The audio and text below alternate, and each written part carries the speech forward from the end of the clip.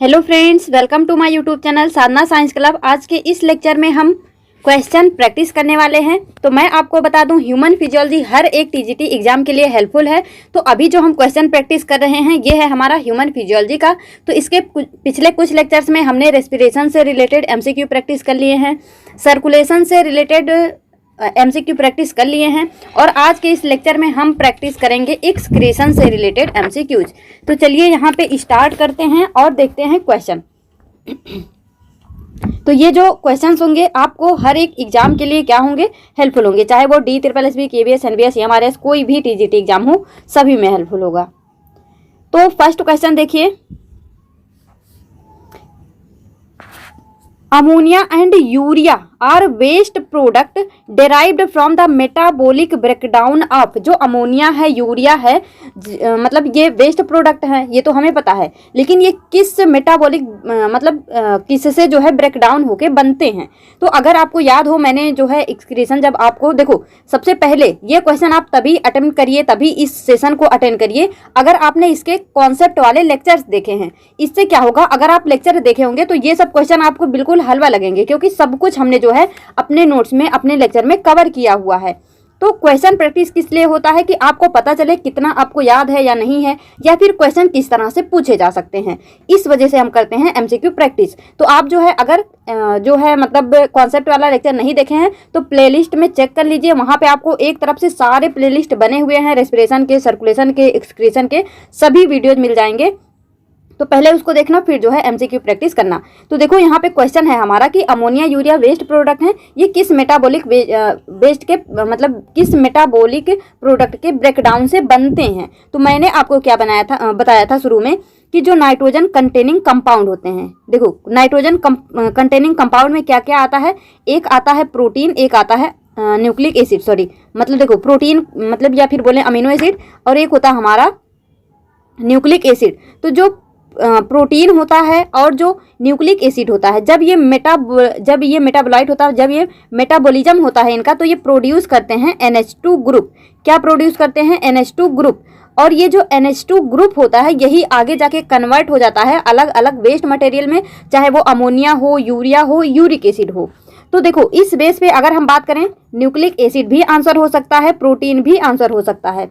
तो यहाँ पे लिपिड, कार्बोहाइड्रेट, प्रोटीन, शुगर, तो यहाँ से हमारा लिपिड भी नहीं होगा, कार्बोहाइड्रेट भी नहीं होगा, शुगर भी नहीं होगा। जो हमारा राइट आंसर होगा वो होगा प्रोटीन। यानी प्रोटीन के ब्रेकडाउन होने से क्या बनता है? NH2 ग्रुप बनता है, और यही NH2 ग्रुप आगे चलकर अमोनिया, यूरिया, इन सभी प्रोडक्ट में, वेस्ट प्रोडक्ट में क्या होता है?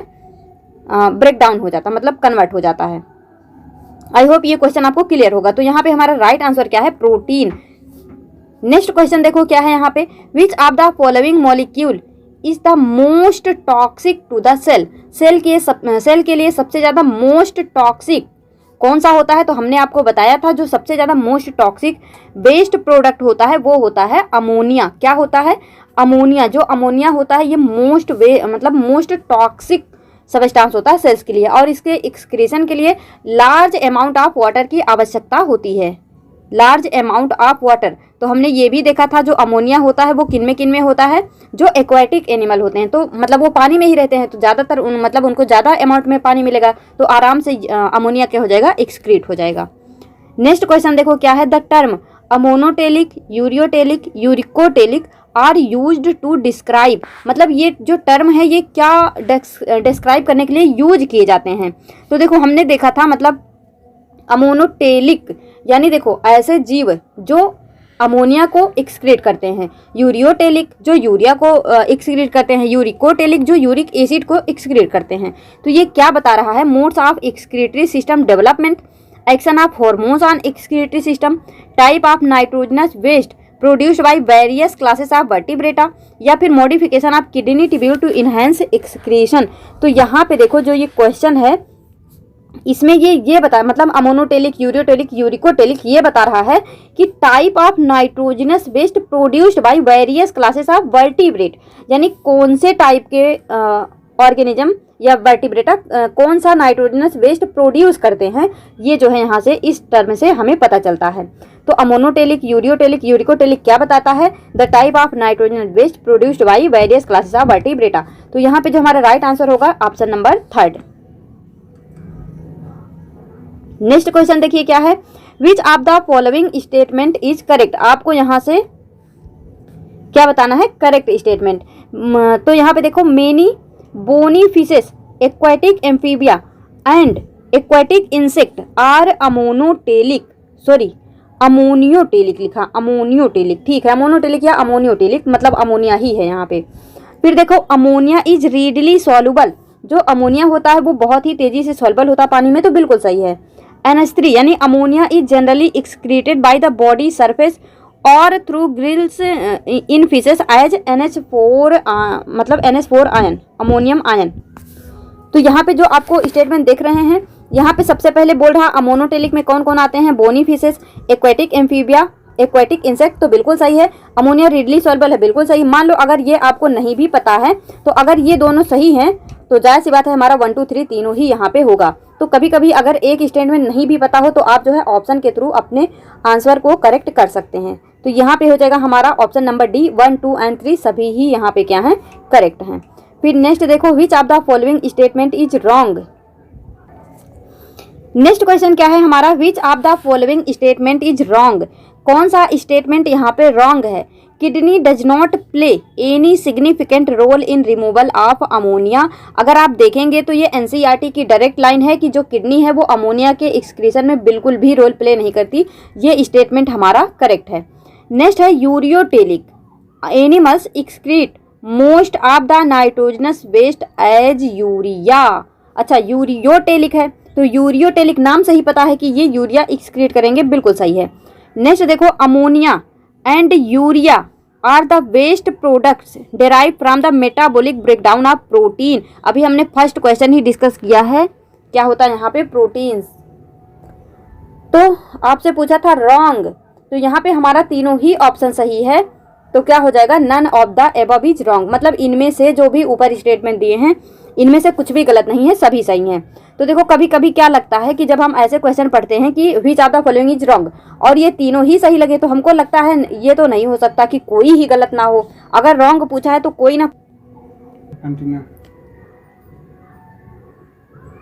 तो यहाँ पे देखो कभी कभी क्या लगता है, जब ऐसे रॉन्ग पूछता है ना तो हमें लगता है कि अगर रॉन्ग पूछा है तो कोई ना कोई जरूर रॉन्ग होगा, तो हमें अपने आप पे ही डाउट हो जाता है और हम जो हमें पता है कि ये सही लग रहा फिर भी हम उसको बोलेंगे हो सकता है हमें ही गलत पता हो सकता है ये वाला रॉन्ग हो। तो ऐसा नहीं है, इसमें से ये तीनों ही सही हैं।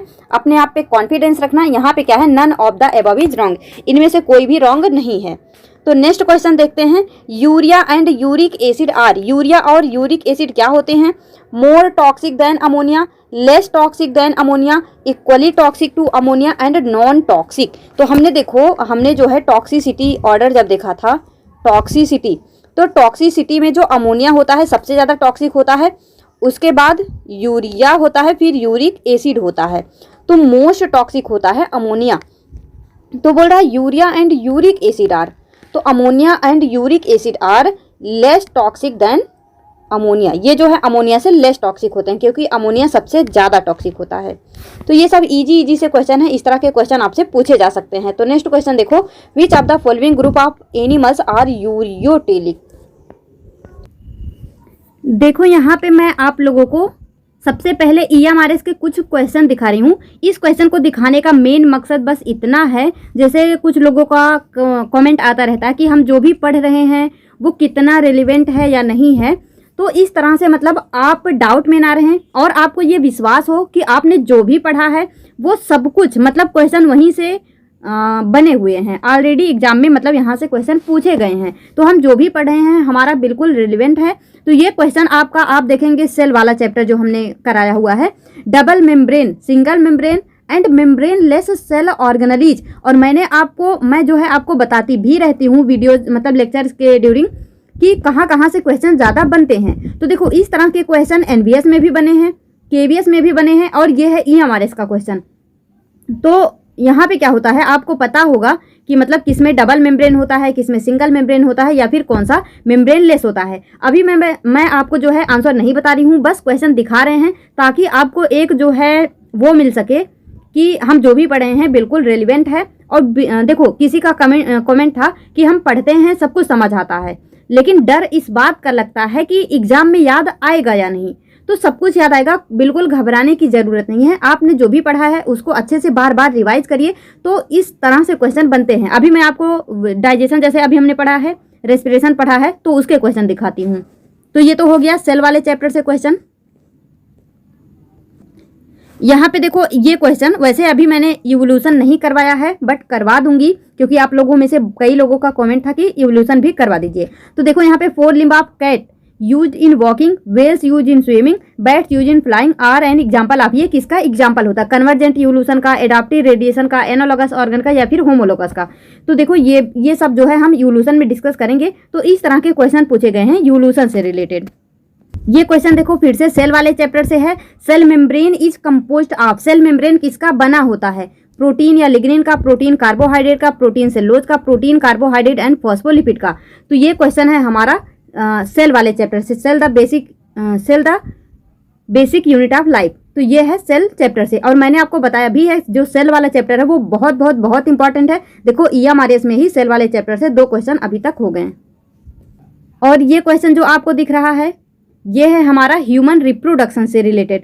तो अब मैंने आपको ह्यूमन रिप्रोडक्शन बहुत ही अच्छे से पढ़ा दिया है, क्योंकि ये जो है DSSM में रिप्रोडक्टिव बायोलॉजी के नाम से दिया है। तो हमने जो है उसको रिप्रोडक्टिव बायोलॉजी के नाम से पढ़ा हुआ है। और वहाँ पे आप देखेंगे मैंने आपको बताया भी है seminal plasma is rich in, मतलब सेमिनल प्लाज्मा में क्या होता है, ग्लूकोज, सोडियम। आप लोगों में से कई लोगों का ये भी वो रहता है कि हम मतलब इतना डिटेल में पढ़े हैं, क्या इतना डिटेल में क्वेश्चन पूछा जाता है? तो क्वेश्चन आपके सामने है, खुद ही देख लीजिए। हमने जो भी पढ़ा है उससे बाहर कुछ भी नहीं है। तो सेमिनल प्लाज्मा में क्या क्या होता है? Glucose, sodium, certain enzyme, fructose, sodium, certain enzyme, sucrose, calcium, certain enzyme, fructose, calcium, certain enzyme. तो ये सारी चीजें जो है हमने डिस्कस करी हुई हैं। तो ये मतलब इससे देखो अभी एक्सक्रीशन का हम कर रहे हैं क्वेश्चन प्रैक्टिस, इसके बाद करेंगे ह्यूमन रिप्रोडक्शन का, उसके बाद रिप्रोडक्टिव बायोलॉजी का। तो इस तरह से क्वेश्चन प्रैक्टिस भी चलती रहेगी, हमने जो जो भी कवर कर लिया है। तो देखो EMRS का ये जो सॉल्यूशन होगा एक तरफ से मैं सारा आपको एक सेपरेट लेक्चर में प्रोवाइड कर दूंगी। देखो अभी हाल ही में हमने जो रेस्पिरेशन से रिलेटेड मतलब कॉन्सेप्ट वाला लेक्चर भी कवर किया, उससे रिलेटेड हमने MCQs भी किया। और ये देखो EMRS का क्वेश्चन है आपका, match the following with respect to respiratory organ and used by various organism. मैंने आपको लेक्चर के दौरान बताया भी था कि EMRS में मैचिंग टाइप का क्वेश्चन पूछा गया था। तो आप बस क्वेश्चन पे नजर डालिए। तो ये क्वेश्चन था, क्वेश्चन नंबर 55 यहाँ पे दिख रहा है। तो ये है यहाँ पे देखो सेलुलर, मैंने बोला था ना कि 2 कॉलम दिया हुआ था। तो ये है कॉलम A, कॉलम B। यहाँ पे unicellular organism, plants, earthworm, insect, frog, mammals and fish, इतना सारा मतलब दे दिया ऑर्गेनिज्म। और इधर दे दिया मतलब कौन किसके थ्रू रेस्पायर करता है, skin, spiracle, cell membrane, lungs, stomach, gills, lungs. तो इस तरह से ये दे दिया। अब फिर आपको देखो इस तरह से यहाँ पे क्या दे दिया, ऑप्शन दे दिया। देखो ऐसा मतलब 1 में C, सेकेंड में D, थर्ड में E, फोर्थ में F, इस तरह के मतलब आपको 4 ऑप्शन बना के दे दिए गए। तो अब आप खुद ही सोचिए, ये आपका बिल्कुल रियल एग्जाम का क्वेश्चन है और हमने ये चैप्टर कर भी लिया है, इससे रिलेटेड प्रैक्टिस भी करी है। तो आप खुद ही सोचो ये क्वेश्चन आपसे बन रहा है या नहीं बन रहा है। तो इस तरह से क्वेश्चन पूछे जाएंगे, तो बिल्कुल भी घबराने की आवश्यकता नहीं है। आप लेक्चर देखिए, नोट्स बनाइए, रिवाइज करिए, फिर MCQ प्रैक्टिस करिए, मोर देन इनफ। तो ये क्वेश्चन आपसे बन गया होगा इजीली। देखो ये क्वेश्चन है हमारा डाइजेशन से। क्या पूछा है, इंस्फिंक्टर ऑफ ओडियाई गार्ड्स, मतलब किसका सुरक्षा करता है, इंस्फिंक्टर ऑफ ओडियाई। तो यहाँ पे lactiferous duct, common hepatic duct, bile duct, hepato pancreatic duct. तो देखो मैंने बोला था ना डक्टर सिस्टम से क्वेश्चन पूछे जाते हैं, और ये क्वेश्चन आपके सामने है। EMRS का क्वेश्चन इंस्फिंक्टर ऑफ ओडाई से पूछा है कि मतलब ये क्या करता है। तो आप अगर अच्छे से देखे होंगे, मैंने आपको बताया था ना कि मतलब सबसे पहले लेफ्ट और राइट लोब होता है लीवर का, फिर यहाँ से डक्ट निकलता है, बाइल आता है, ये तीनों मिक्स हो जाता है, फिर पैंक्रियाटिक डक्ट आता है। तो इस तरह से पूरा डक्टर सिस्टम मैंने आपको बताया था। तो अगर आपने लेक्चर अच्छे से कवर किया होगा तो ये सारे क्वेश्चन आपसे इजीली जो है बन रहे होंगे। ये भी क्वेश्चन देखो, which of the following organ is made first during embryonic development. ये भी मैंने आपको बताया है कि मतलब किस मंथ में बेबी का क्या डेवलप होना स्टार्ट हो जाता है।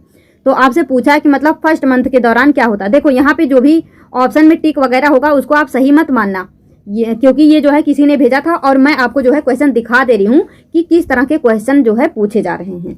तो यहाँ पे जो है कौन सा ऑर्गन फर्स्ट बनता है, skin, brain, heart, neural tube, इस तरह से क्वेश्चन आपके सामने हैं। ये क्वेश्चन भी देख लो, ये देखो ये है आपका इवोल्यूशन से रिलेटेड। यहाँ पे साइंटिस्ट दिया है और उनकी थियरी है, मतलब कौन से साइंटिस्ट ने क्या थियरी दी है, Louis Pasteur, Oparin, Haldane, S L Miller, Aristotle, तो इनकी थियरीज यहाँ पे आपसे पूछी हुई हैं। ये भी आपका match of the following question है। देखो ये भी क्वेश्चन आपका cell the unit of life से है, यानी EMRS के मतलब एक ही सेट में ये तीसरा क्वेश्चन है cell the unit of life से।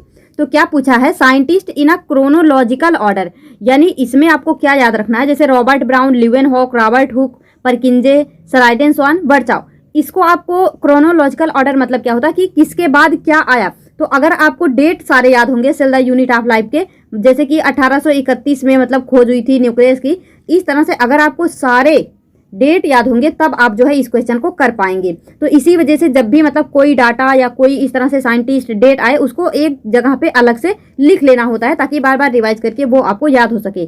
तो ये जो है देखो cell the unit of life से तीसरा क्वेश्चन है, और मैंने आपको इवोल्यूशन के दो क्वेश्चन दिखा दिए, और यहाँ पे डाइजेशन का एक क्वेश्चन हो गया और रेस्पिरेशन का एक क्वेश्चन हो गया।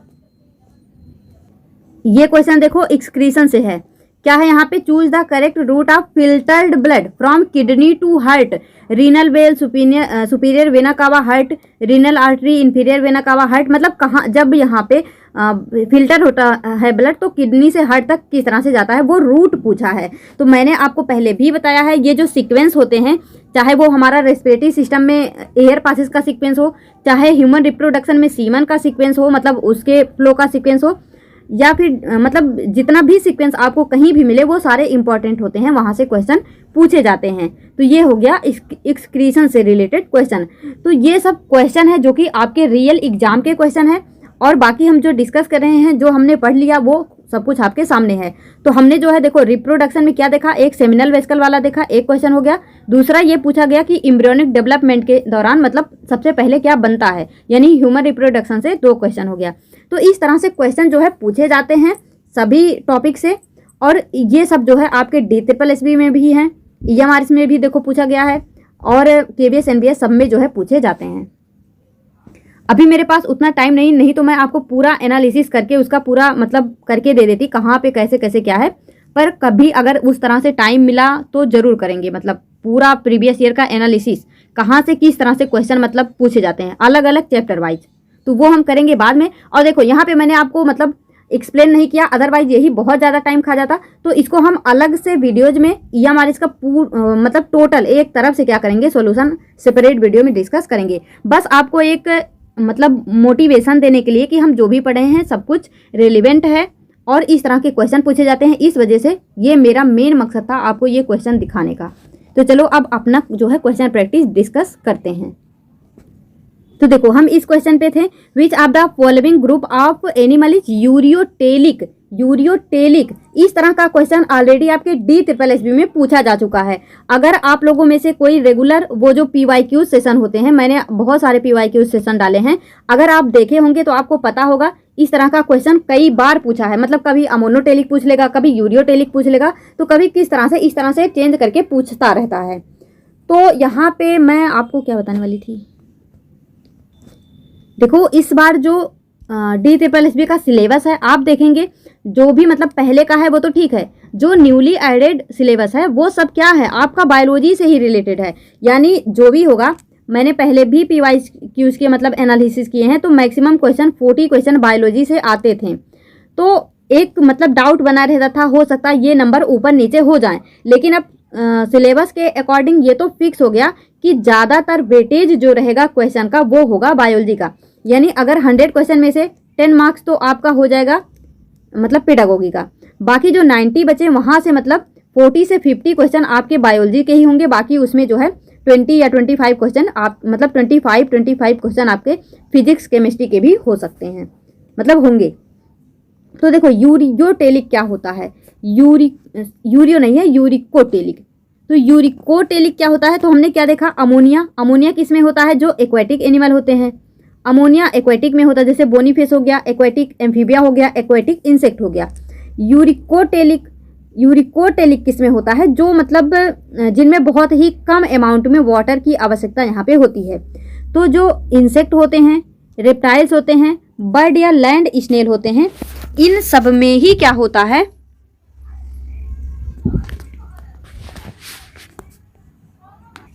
यानी ये सब ही क्या होते हैं, यूरिकोटेलिक होते हैं, यूरिकोटेलिक होते हैं। और यूरियोटेलिक कौन होता है, जैसे कि हम लोगों के मैमल्स। तो यहाँ पे हमारा राइट आंसर क्या हो जाएगा, ऑप्शन नंबर 1, 2 एंड 3।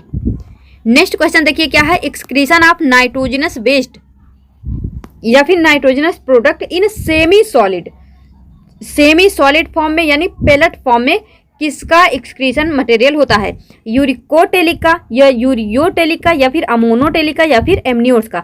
तो एमनियोट्स यहाँ पे नहीं है, अमोनियोटेलिक का भी नहीं है, यूरियो या फिर यूरिको।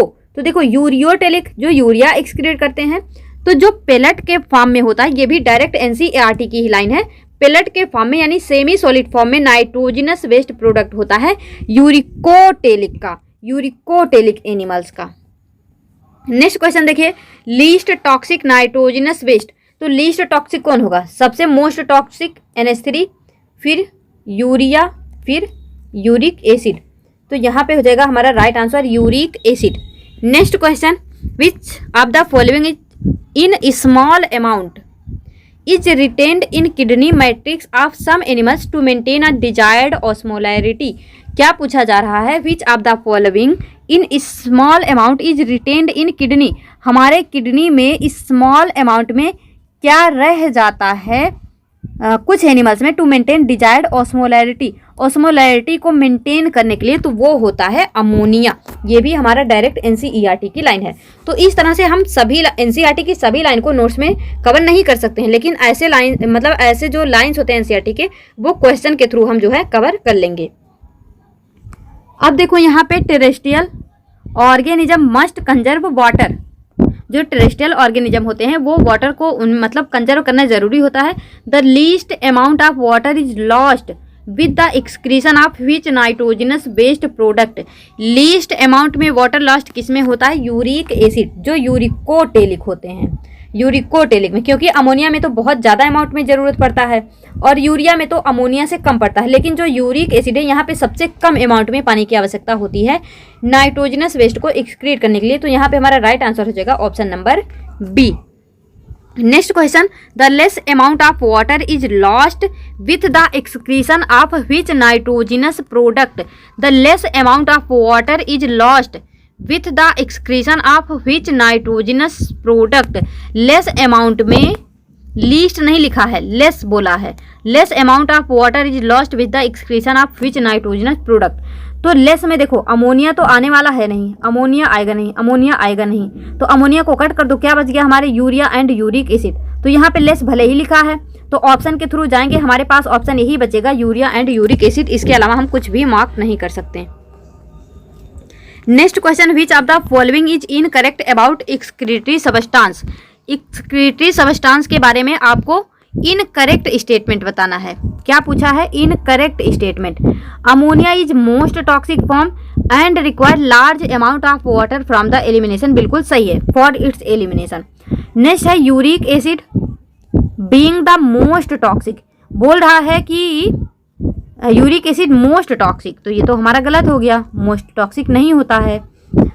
Animals accumulate ammonia, urea, uric acid, carbon dioxide, water and ions like sodium, potassium, chloride, phosphate, sulfate, etc. either by metabolic activities or by other means like excess ingestion. तो देखो क्वेश्चन हमारा क्या है, इनकरेक्ट पूछा है, तो incorrect हमको second statement ही मिल गया कि जो यूरिक एसिड होता है उसको मोस्ट टॉक्सिक बोल रहा है, जबकि ये मोस्ट टॉक्सिक नहीं होता। तो हमारा राइट आंसर होगा ऑप्शन नंबर 2। बाकी ये जो थर्ड स्टेटमेंट लिखा ये भी बिल्कुल सही है और ये डायरेक्ट हमारे एनसीईआरटी की ही लाइन है, तो इसको जो है आप याद कर लेना। नेक्स्ट देखो, थैंक यू अभी नहीं थैंक यू करना है, अभी और भी क्वेश्चन हम यहाँ पे डिस्कस करते हैं। तो देखो यहाँ पे हमारा क्वेश्चन क्या है next, which of the following is correct about protonephridia या फिर फ्लेम सेल। यहाँ पे आपको करेक्ट स्टेटमेंट बताना है प्रोटोनेफ्रीडिया या फिर फ्लेम सेल से रिलेटेड। तो क्या दिया है, protonephridia are the excretory structure in प्लेटी हेलमिन्थ।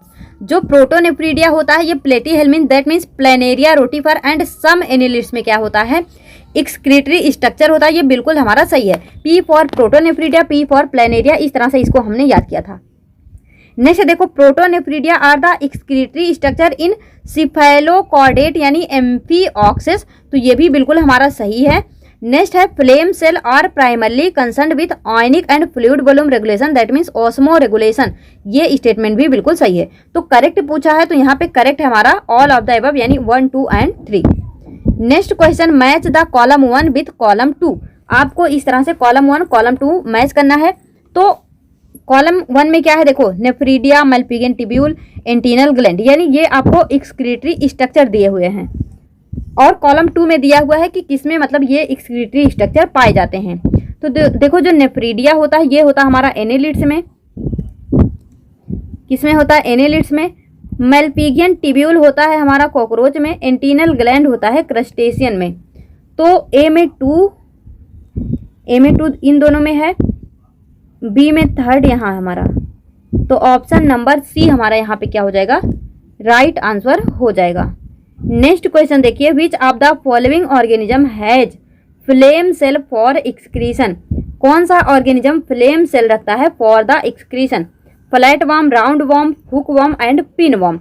तो फ्लेम सेल होता है फ्लैट वर्म में, तो F for flame, F for flat, तो flame cell flatworm, flame cell flatworm, इस तरह से इसको याद रखना। यहाँ पे राइट आंसर होगा हमारा option number A. Next question, which of the following phyla have nephridia as an excretory structure. Nephridia किसमें होता है, नेफ्रीडिया होता है एनिलिड्स में, किसमें होता है, एनिलिड्स में। तो ये सब इजी से क्वेश्चन है और इस तरह के क्वेश्चन ऑलरेडी पूछे जा चुके हैं और दोबारा से पूछे जा सकते हैं। तो इसको जो है आप अच्छे से अटेम्प्ट करिए। तो नेक्स्ट क्वेश्चन क्या है, Malpighian tubule are the excretory structure of which of the following. Malpighian tubule किसका होता है, कॉकरोच का। तो कॉकरोच तो दिख नहीं रहा, तो कॉकरोच क्या होता है, कॉकरोच इंसेक्ट होता है। तो यहाँ पे कॉकरोच नहीं है तो हम इंसेक्ट लगा देंगे। तो ऑप्शन नंबर ए हमारा करेक्ट है। देखो अगर किसी को ऐसा लग रहा हो कि केवल क्वेश्चन पढ़ के आंसर बता रहे हैं, तो ऐसा नहीं है, हमने ये सब कुछ अच्छे से डिस्कस कर लिया है, तो बार बार एक्सप्लेन तो करेंगे नहीं। तो ये सब बहुत ही इजी से क्वेश्चन, जहाँ जरूरत पड़ेगा जरूर एक्सप्लेन करेंगे और ऑलरेडी किए हैं, तो उसका आपको टेंशन नहीं लेना। ये सब तो इजी से क्वेश्चन है, कुछ भी एक्सप्लेन नहीं करना है, डायरेक्ट क्वेश्चन आंसर खेलना है यहाँ पे। नेक्स्ट क्या है, which of the following are the excretory structure of crustacean. जो क्रस्टेशियन होते हैं इनका क्या होता है, एंटीनल ग्लैंड। क्रस्टेशियन का क्या होता है, एंटीनल ग्लैंड। नेफ्रीडिया किसका होता है, नेफ्रीडिया होता है हमारा क्या है, एनिलिड का। और प्रोटोनेफ्रीडिया प्लेटीहेल्मिन्थ का। मल्पीजियन ट्यूब्यूल कॉकरोच का, कॉकरोच ना हो तो इंसेक्ट का। तो इस तरह से ये जो है आपको याद रखने हैं। नेक्स्ट है, which of the following statement is wrong about the human excretory system. Human excretory system के बारे में आपको रॉन्ग बताना है, रॉन्ग बताना है। तो देखो रॉन्ग ऐसे मार्क करके रखो, रॉन्ग। तो क्या है हमारा, excretory system consist of 1 pair of bean shaped kidney होता है। ठीक है, बनाते जाते हैं। इस तरह से बीन शेप किडनी होती है 1 पेयर की। फिर 1 पेयर ऑफ यूरेटर होता है, यहाँ से यूरेटर निकलता है, 2 होते हैं यानी 1 पेयर। आ यूरिनरी ब्लैडर, इसको थोड़ा ऊपर बनाना होगा। तो इस तरह से यूरिनरी ब्लैडर होता है। एंड आ यूरेथ्रा, फिर आगे क्या होती है, यूरेथ्रा होती है। तो ये बिल्कुल हमारा मतलब सही है। नेक्स्ट है, kidney are situated between the 12 thoracic and 3rd lumbar vertebra. ये भी हमने बहुत ही अच्छे से मतलब डायग्राम के थ्रू समझा था। जो किडनी होती है T12 and L3 lumbar vertebra के बीच में सिचुएटेड होती है, close to dorsal with the abdominal cavity, यानी एब्डोमिनल कैविटी के डॉर्सल वॉल पे होती है ये प्रेजेंट, यानी उसके नियर अबाउट, उसके क्लोज में। अब देखो, right kidney is a little higher level than the left one. बोल रहा है कि जो राइट किडनी होता है वो लिटिल हायर होता है। तो यहाँ पे ये इसको उल्टा कर दिया, राइट किडनी नहीं वो लेफ्ट किडनी होती है, थोड़ी हायर होती है, राइट किडनी लोअर होती है। पर यहाँ पे इन्होंने इसको उल्टा पुल्टा लिख दिया। तो यहाँ पे राइट आंसर हो जाएगा ऑप्शन नंबर 3rd, यानी रॉन्ग पूछा था तो रॉन्ग क्या बताएंगे हम, option number 3rd। Next question है, each kidney of adult human measure. Kidney का जो मीजर होता है वो आपको बताना है। इसकी लेंथ कितनी होती है, विड्थ कितनी होती है, थिकनेस कितनी होती है और वेट कितना होता है। तो हमने बोला था इसको उल्टा याद रखना, थिकनेस से याद रखना, 2 से 3। अब यहाँ पे सेंटीमीटर और मिलीमीटर में कंफ्यूज मत होना, ये भी मैंने बताया था। तो ये मिलीमीटर नहीं होता, सेंटीमीटर होता है। 2 to 3 सेंटीमीटर होता है थिकनेस। 3 2 5 कर दो तो 5 से 7 सेंटीमीटर विथ, 7 5 12 कर दो तो 10 to 12 सेंटीमीटर लेंथ। तो इस तरह से याद करने का हमने इसको मतलब एक आइडिया देखा था। तो length 10 to 12 centimetre, width 5 to 7 centimetre, thickness 2 to 3 centimetre, weight होता है इसका 120 to 170 ग्राम, 120 to 170 ग्राम। तो ये जो क्वेश्चन है हमारा, इसका राइट आंसर क्या हो जाएगा? Option number A, option number A. Next question देखिए क्या है। The part of kidney gateway for ureter nerve and blood vessels is, देखो ये है हमारी किडनी और यहाँ पे ये है हाइलम। तो यहाँ बोल रहा है कि गेटवे फॉर यूरेटर, यहाँ से यूरेटर निकलता है और यहीं से इस तरह से ब्लड वेसल्स निकलते हैं। देखो ये आर्टरी यहाँ पे आती है, वेन्स यहाँ से जाता है, तो ये हमने देखा था। तो ये जो होता है इसे हम क्या बोलते हैं? इस वाले पार्ट को क्या बोलते हैं जहां से ये सारी चीजें होती हैं? ये होता है हाइलम। क्या होता है? हाइलम। जो हाइलम होता है ये किडनी का ऐसा पार्ट है जो गेटवे का काम करता है for ureter nerve and blood vessels. Next question देखो क्या है। Inner to the hilum of kidney is a broad funnel shape, broad funnel shape. तो फिर से यहाँ पे देख लेते हैं, ये है किडनी, ये है हाइलम। तो यहाँ पे इस तरह से मतलब मिडलरी पिरामिड होता था और कॉलम ऑफ वर्टिलिनी होता था, इस तरह से मतलब ये हमने देखा था। तो आपसे ये स्पेस पूछा जा रहा है, ये जो लार्ज स्पेस होता है इसे हम क्या बोलते हैं? कॉर्टेक्स मेडुला पेल्विस कैलाइसिस, इसे हम क्या बोलते हैं? तो देखो कॉर्टेक्स आउटर रीजन होता है, मेडुला ये बीच वाला पार्ट होता है। तो ये जो ये ब्रॉड फनल से पार्ट होता है इसे हम बोलते हैं पेल्विस। क्या बोलते हैं? Pelvis region, pelvis region. तो ये आप याद रखेंगे। नेक्स्ट क्वेश्चन क्या है। Which of the following statement is false, आपको यहाँ पे फॉल्स स्टेटमेंट बताने हैं, फॉल्स। तो देखो यहाँ पे क्या है, outer cortex and inner medulla are the two zone in kidney, बिल्कुल सही है। आउटर रीजन कॉर्टेक्स होता है, इनर रीजन मेडुला होता है। Medulla is divided into a few renal pyramid, बिल्कुल सही है। मेडुला डिवाइड होती है रीनल पिरामिड में। पिरामिड प्रोजेक्ट इनटू कैलाइसिस, ये भी सही है। Inward extension of cortex between the pyramids is called renal column of Bertini, तो ये भी बिल्कुल क्या है? सही है। तो यहाँ पे ये सभी स्टेटमेंट क्या है? सही हैं। आप ये सारे स्टेटमेंट एनसीईआरटी में देखना, एक तरफ से मतलब ये सब कुछ दिए हुए हैं।